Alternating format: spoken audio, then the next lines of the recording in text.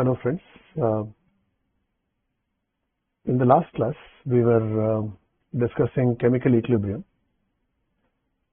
So from the basic condition for equilibrium we showed what should be the criteria for equilibrium when there is a chemical reaction happening. We said that every chemical reaction actually proceeds through elemental steps. It's not a single step reaction that typically happens. It's actually a sequence of chain reactions, elemental chain reactions. But however, we say that the reaction proceeds in both directions. That is, the intermediate species that get formed recombine themselves into stable species, both on the product side as well as on the reactant side, and therefore the reaction proceeds from reactants to products, or from left to right, and at the same time it also proceeds from right to left, although it may be proceeding at different rates in the two directions.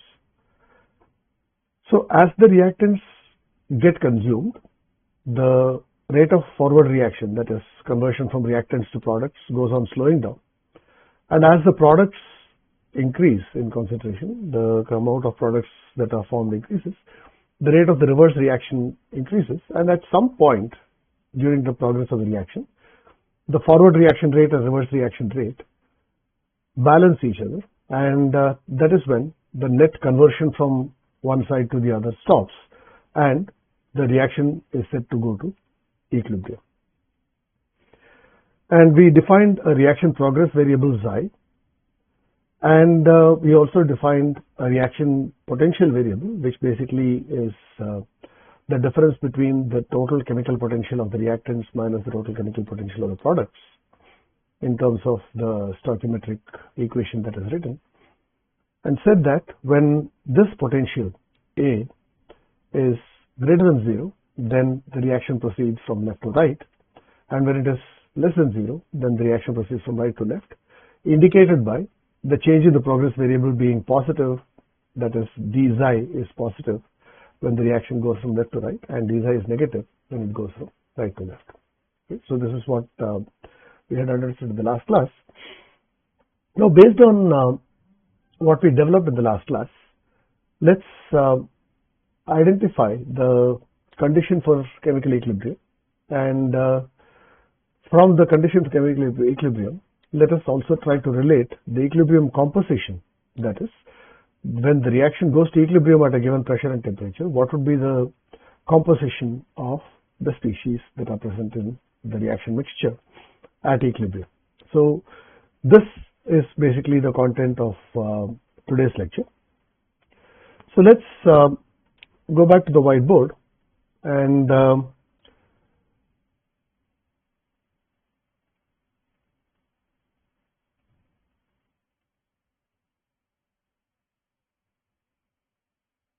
take a look at what we had said in the last class. So we said that this A, which is defined as a reaction progress variable, is nothing but the negative of mu I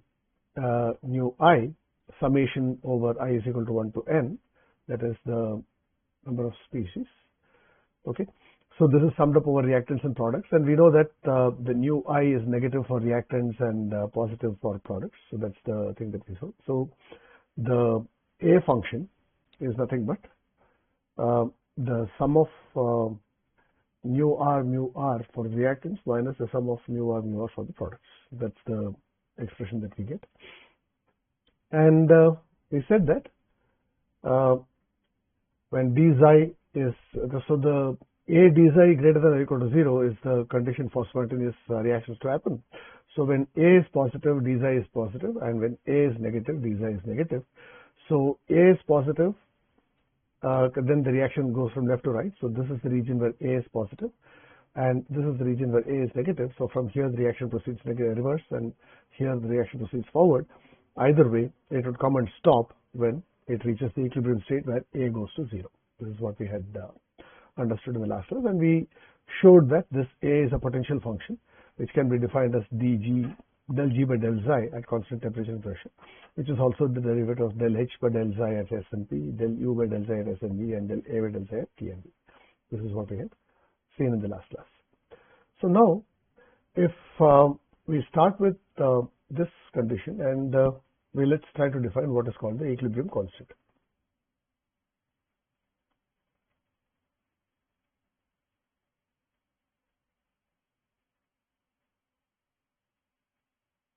Okay. So summation over I is equal to 1 to n of mu I is equal to 0 is a condition for equilibrium. And since for any species as it exists in the mixture, mu I can be written as some mu I at reference state plus RT log Fi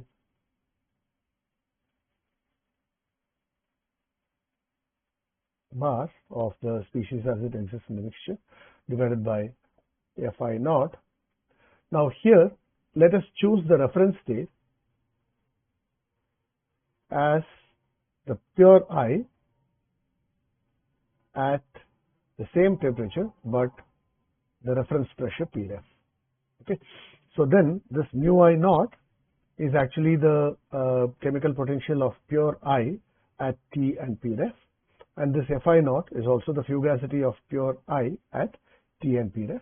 This Fi bar is the fugacity of the species I as it exists in the mixture at temperature T, pressure P, and the given composition. Right? So this Fi bar is a function of temperature, pressure, and composition, whereas the mu I naught and Fi naught are properties of the pure substance I. So this is how we have defined. So if we define it this way and substitute this into this expression, so this basically mu I naught is nothing but G bar I at the reference pressure. This is basically nothing but the molar specific I at T, Pref. This is what we have defined. Okay. So now if I substitute this expression into this one, I get summation from I is equal to 1 to n of mu I multiplied by mu I naught, mu I naught,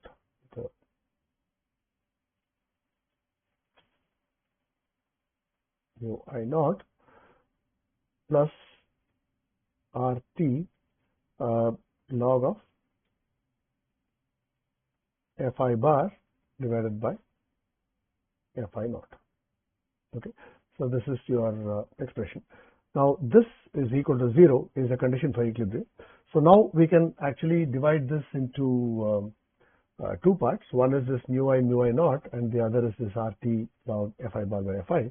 So if I do that and take this mu I naught to the right hand side, I get summation over I is equal to 1 to n of RT into log of Fi bar divided by Fi naught is equal to negative of summation from I is equal to 1 to n of mu I naught. Okay, and since we said mu I naught is nothing but the Gi naught, which is G of species I at temperature T, pressure Pref. Now this then actually becomes, this mu I is negative for reactants and positive for products, and there is a negative sign here. So what then happens is this becomes the summation of mu I for the reactants minus mu I for the products, right?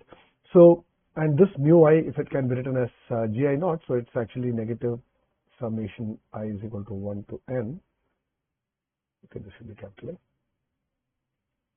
of mu I Gi bar naught. Then this actually becomes a negative of delta G.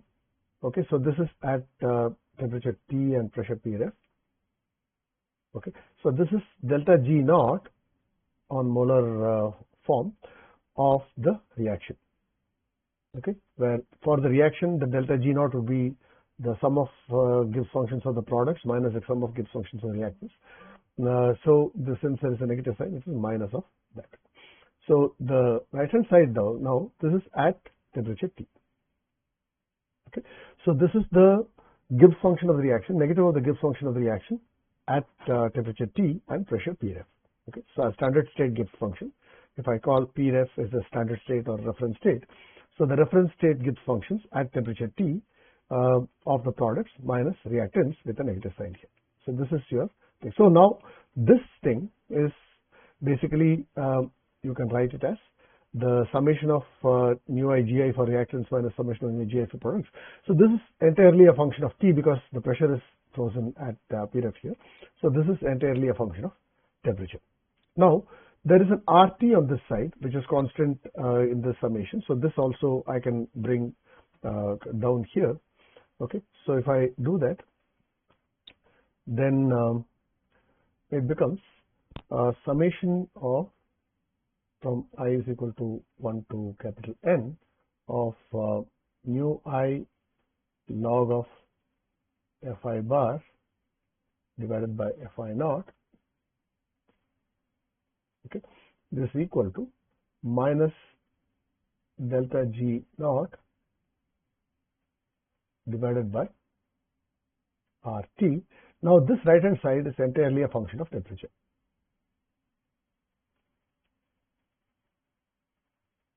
Because this delta G naught is a function of temperature at pressure P naught or Pref, and this T is also a function of, this is a universal gas constant. So this is entirely a function of temperature. Okay. Now we generally define activity AI of species I as it exists in the mixture here as Fi bar divided by Fi naught, where this is the ratio of the fugacity of the species I as it exists in the mixture in the given state Tp and composition, and this Fi naught is the reference state fugacity of the same species. So then this left hand side actually becomes nu I log of AI, and since this is nu I log AI, this nu I, if I can take it inside, it becomes AI raised to the power of nu I. So the equation then becomes summation from I is equal to 1 to N of log of AI raised to the power of nu I is equal to minus delta G naught divided by RT. Okay. So this, if I write it, for example, if I have a reaction nu A plus nu B gives nu C plus nu D is a general reaction that I have, a reverse reaction. Then for that reaction, if I want to write up this expression, that will be log of A of species A raised to the power of nu A plus log of, and this will be a negative value, so it will be minus nu A, and log of A B raised to the power of minus nu B plus log of A C raised to the power of nu C plus log of A D raised to the power of nu D. And if this is a summation of logarithms, so I can just write one logarithm here and take the rest as product. So you had AC raised to the power of nu C, AD raised to the power of nu D divided by AA raised to the power of nu A and AB raised to the power of nu B. Right? So this we can write it in this fashion. So this is actually a logarithmic quantity, this summation.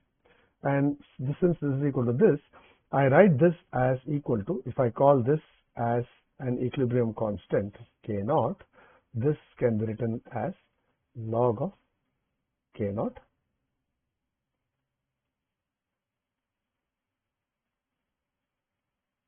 okay, where K naught is called the equilibrium constant. So what is K naught then?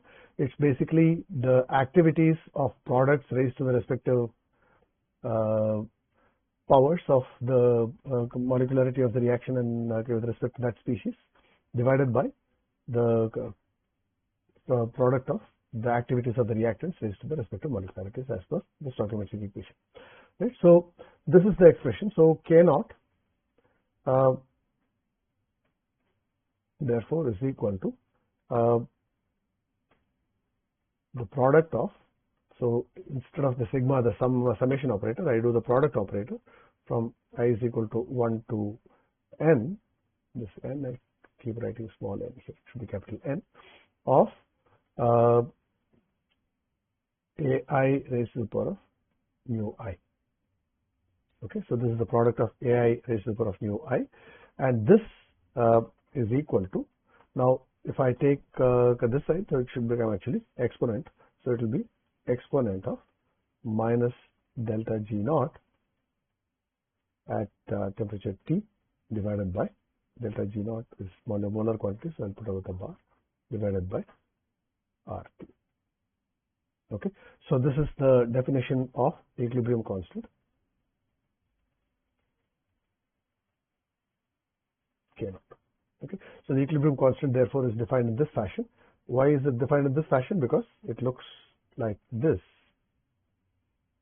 right? So you have the product of activities raised to the respective stoichiometric coefficients divided by the product of activities of reactants raised to the respective coefficients. So since reactants have a negative nu, so it's basically simply written as I is equal to 1 to n of ai raised to mu I. So that is the expression. Okay, so now if I can take specific examples of reactions and write this. So suppose I take the same old reaction that we had looked at in the last class, CH4 plus 2O2 gives CO2 plus 2H2O.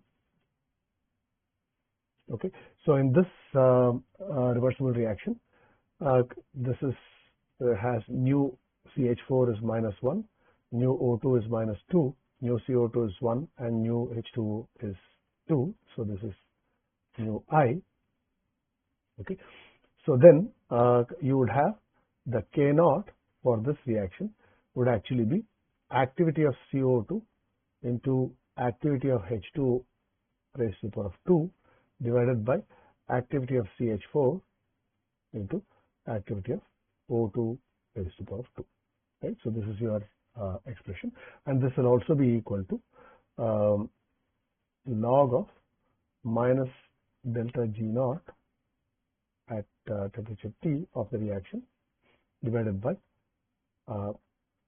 RT, where the delta G naught for this reaction, is equal to, at temperature T, would be equal to G bar naught of CO2 at T comma P ref plus twice G bar naught,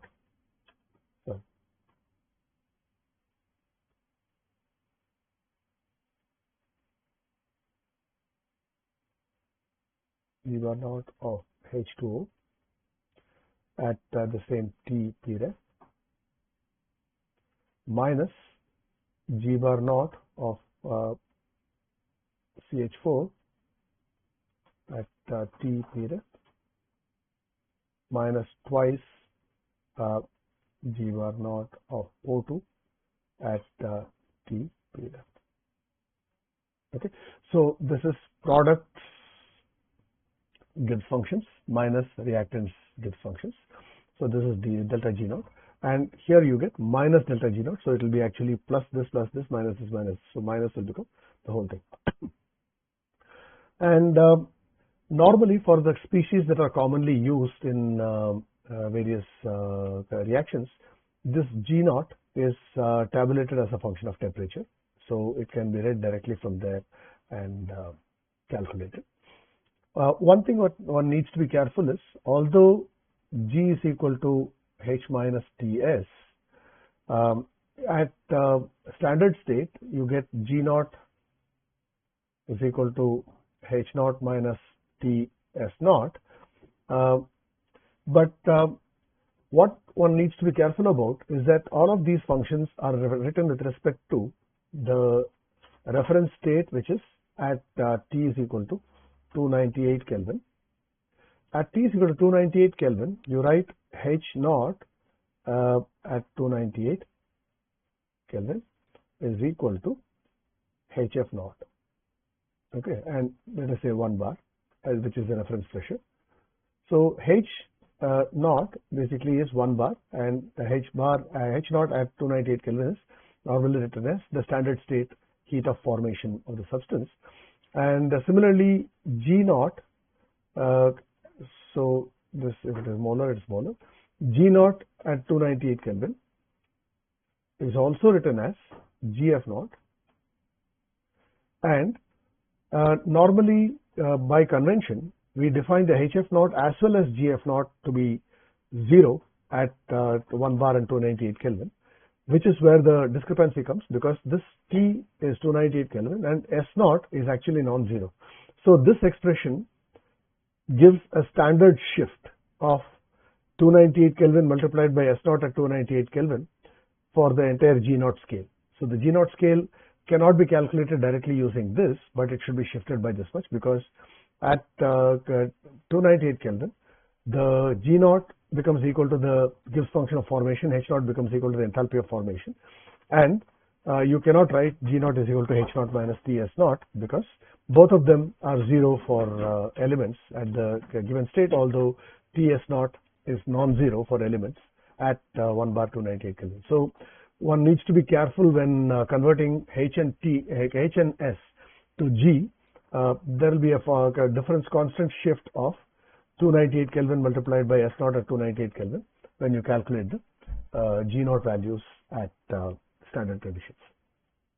Having said that, for many species, actually directly G naught itself is tabulated, and if G naught is not tabulated, you can actually calculate it from H naught and S naught, taking into account that you shift it to origin at the standard state for the Gibbs function, so that this Ts naught at 298 Kelvin is adjusted in the values of G naught at all temperatures.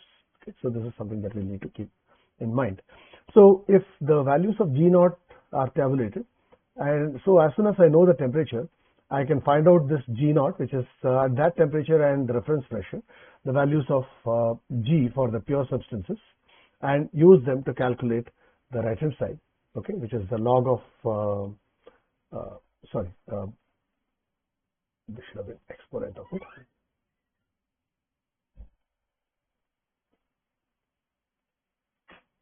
Okay, so right hand side can be calculated in a straightforward manner the moment I know these values of G, which are only a function of temperature. So I can evaluate this. So once that is done, it's actually the function of only activities. So if I know how to calculate these activities, then I'll be able to calculate the composition. So we'll take two special cases, because activity AI is Fi bar divided by Fi naught. Okay. Now I can take two simplifications of this. One is the ideal solution,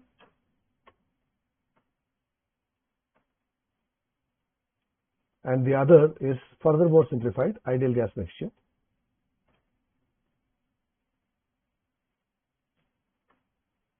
So for ideal solution, this Fi bar by Lewis-Randall rule becomes equal to Xi Fi divided by Fi naught. Okay, so this is the thing that you would get for ideal solution, where Fi is the fugacity of the pure substance I at T and P, and Xi is the mole fraction of I in the solution, and Fi naught is the fugacity of pure substance I at T and P ref. Okay, so this is at T P ref for pure I, and this is pure I at T P. Okay, and for ideal gas mixture though, we can write this in terms of Xi P divided by P ref. Okay, so this Fi becomes equal to P for the pure substance, so it's Xi P divided by P ref, because here this is a pure substance and therefore there is no Xi that's involved, so it becomes Xi P by P ref.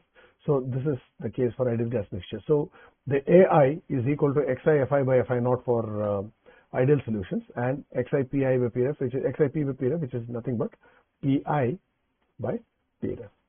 Pi is the partial pressure of species I in the mixture. So with these two, this expression can be further simplified. So let's look at them one by one. For ideal solutions,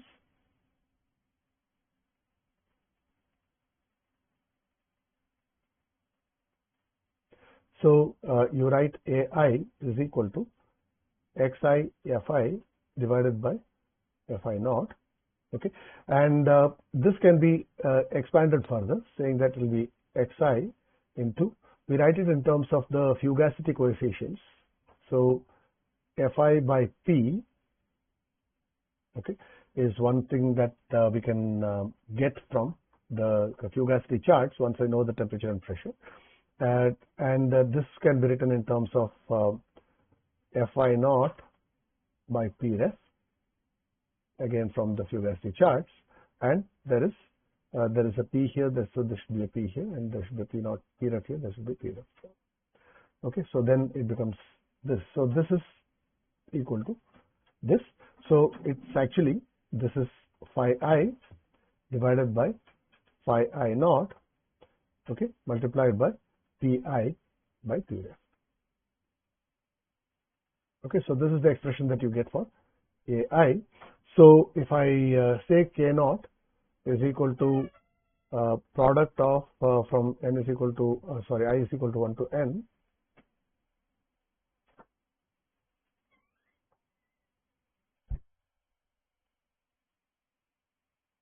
of AI raised to the power of nu I, this would actually become equal to the product from I is equal to 1 to n of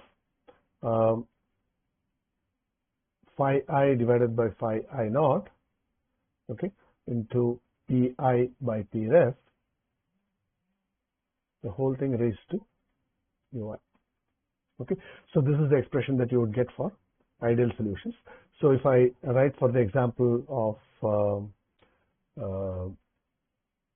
CH4 plus 2O2 gives CO2 plus 2H2O, then this would actually become for this expression.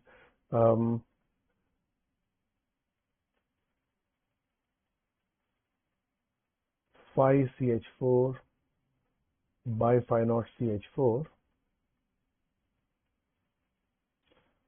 sorry, it should be starting with the product, so it will be CO2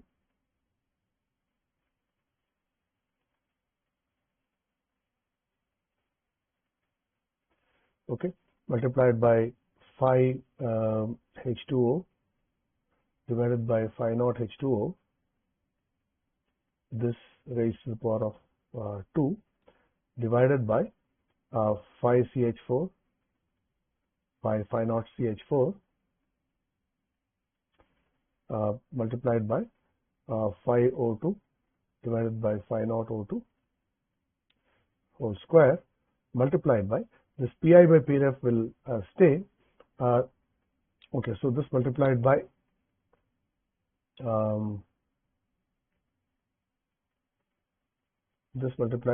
x CO2, this will be x H2O, this will be x CH4, and this will be x O2.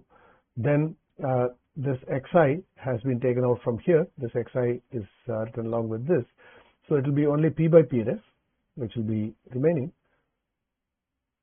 This raised to the power of sum of products minus sum of reactants. Sum of products is 1 plus 2 minus 1 minus 2. So this goes off. So actually the dependence on pressure is completely removed because the molecularity of the reactants and the products is the same. That is, if 3 molecules are consumed, 3 molecules are formed. So there is no change in volumes, and therefore this quantity becomes independent of pressure. So 1 plus 2 minus 1 minus 2, this goes to 0. So you will get this K naught is only a ratio of these for this quantity. And how do I get the ratio of these things? X quantities are the equilibrium compositions, which is to be determined. And these phi's are actually obtained because the temperature and pressure are known. And for CO2, if I know the critical pressure and critical temperature, I can get the relative PR and TR. And using that, using the generalized fugacity chart, I can get the phi CO2 at T and P. Similarly, at T and P ref, I can get this phi naught CO2. Likewise, I get it for H2O, CH4 and O2. So then I'll be able to write these expressions. So I'll be able to write the expression for K naught. So the only unknowns here will be XCO2, XH2O, HCH, XCH4, XO2, and they are related to each other from the reaction. So I'll show you how to do that in a moment's time. Okay. So this is the way we calculate it for ideal solutions. This will be the expression that we'll come at. From this, how do we calculate compositions? We'll just come to it in a moment. Before doing that, I'll do it for an ideal gas mixture also. And determination of composition, I can do it commonly for both. So suppose we have an ideal gas mixture.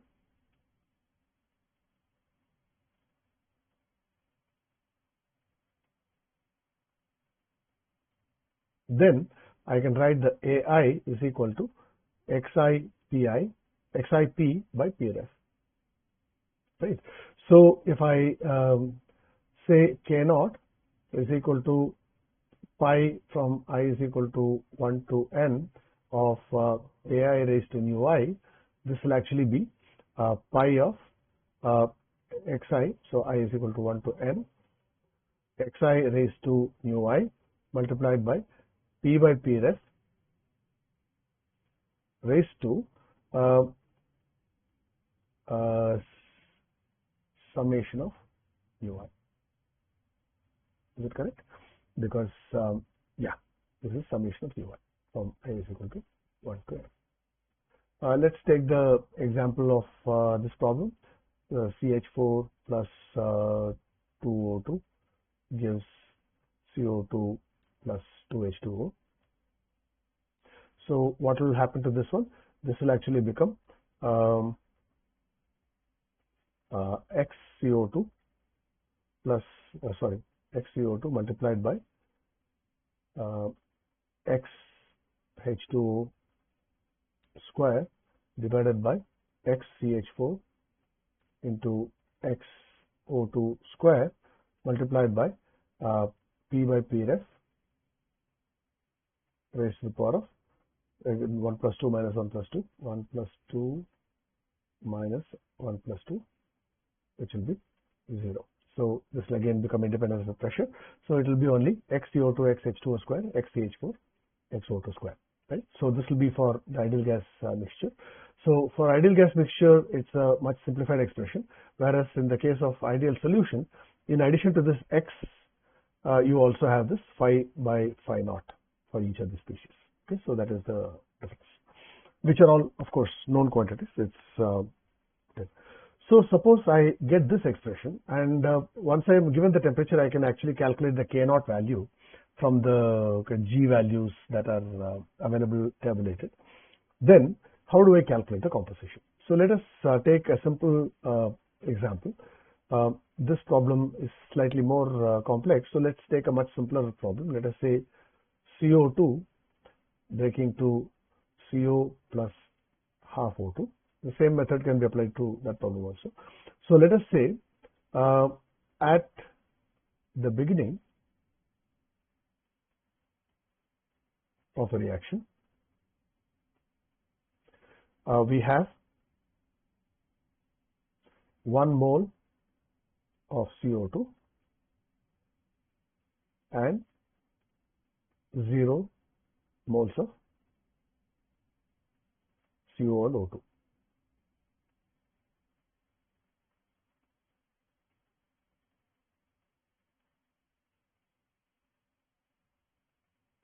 Okay. So at equilibrium, so you allow this mixture now, keep it at temperature T and pressure P and allow it to go to equilibrium. So at equilibrium, let us say Z moles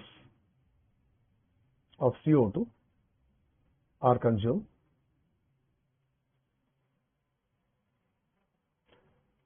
and 1 minus Z moles CO2 remain.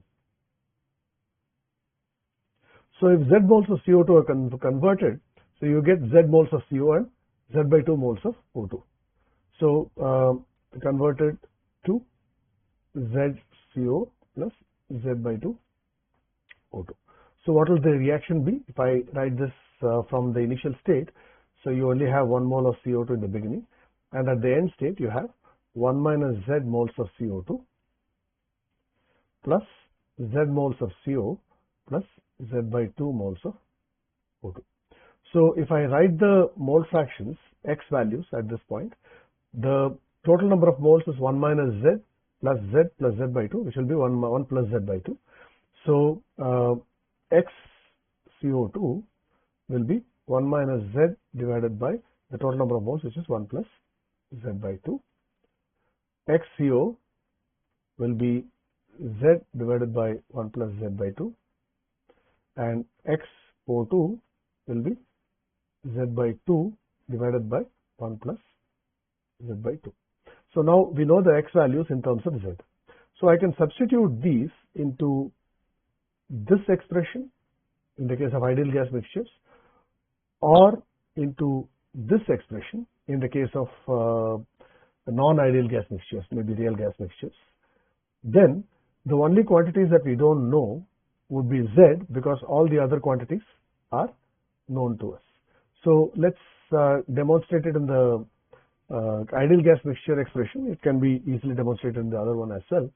So I'll get K naught is equal to, right? So K naught is the expression that we are writing from here. So K naught will be equal to XCO2 into XH2O square divided by XCH4 into XO2 square multiplied by 1. This quantity is 1 here.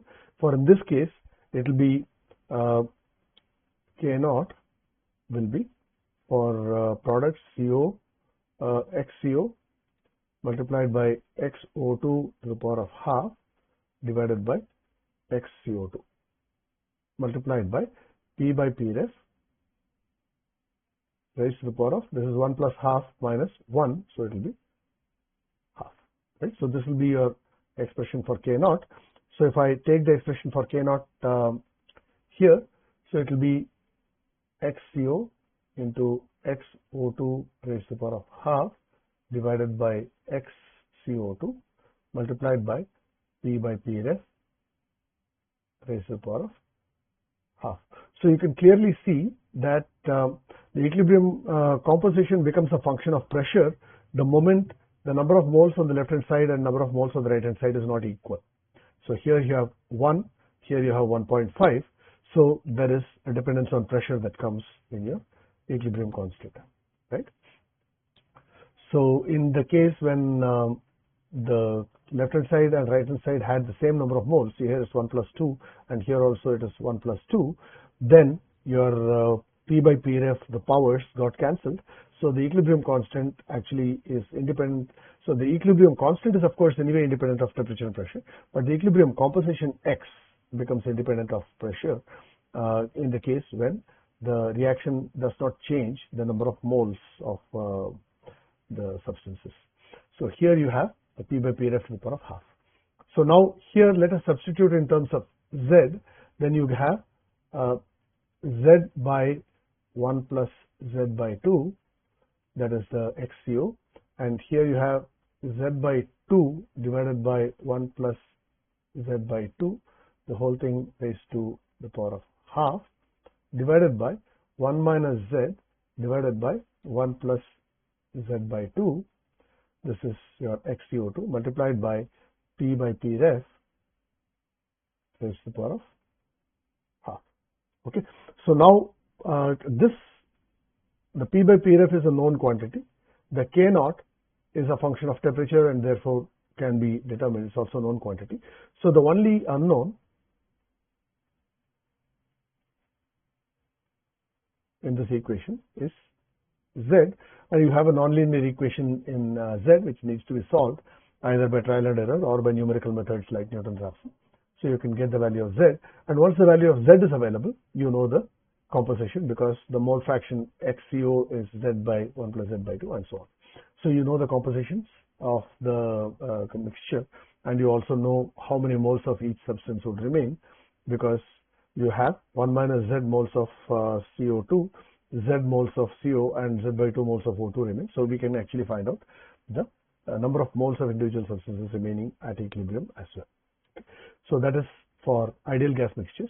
In case of ideal solutions, in addition to this, you will have some more quantity, but the only unknown will be this, because K naught will be actually equal to phi by phi naught of CO2, CO,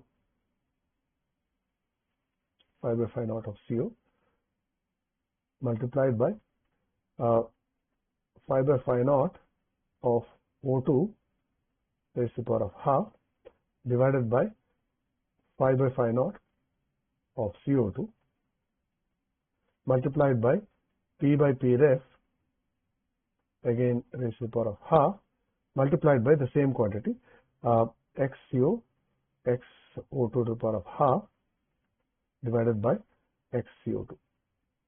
Okay. Now all of these quantities are known. This is known, and all of these quantities are known because temperature and pressure are given. So the only quantity that is unknown is going to arise from this, and Z you can substitute in terms of this. So this same expression will come here. So Z will be the only unknown.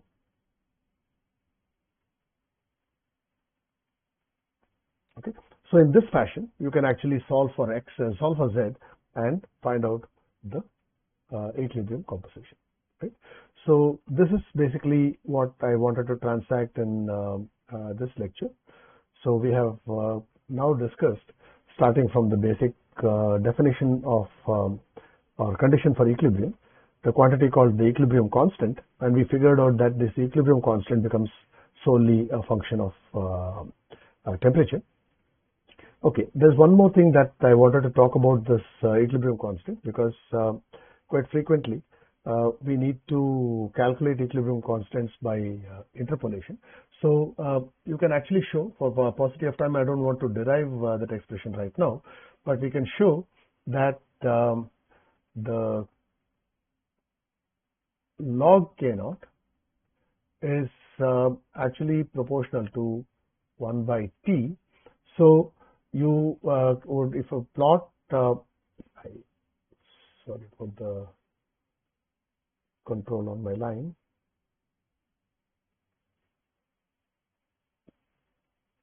So if I plot 1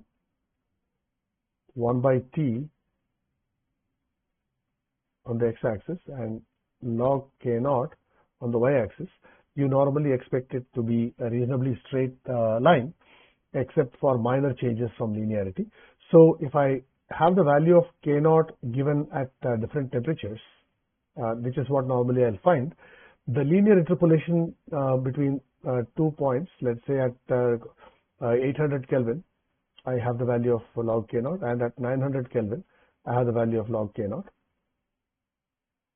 So then the value, if I want at 840 Kelvin, then I have to interpolate it, interpolate log K naught with 1 by T using linear interpolation. So if I say 800 Kelvin and 900 Kelvin, I have log K naught as, let's say, B1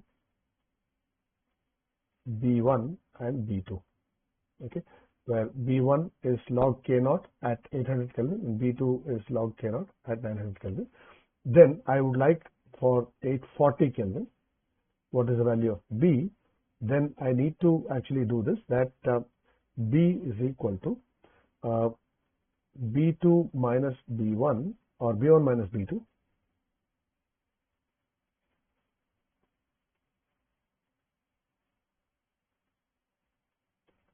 B1 minus B2 divided by 1 by 800 minus 1 by 900 multiplied by B minus B2. This is basically what I would, multiplied by 840 minus 800. 1 by 840, 1 by 800 minus 1 by 840.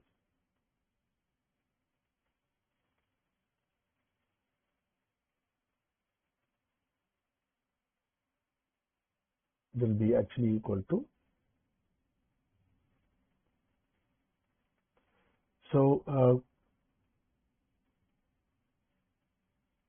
Okay, let's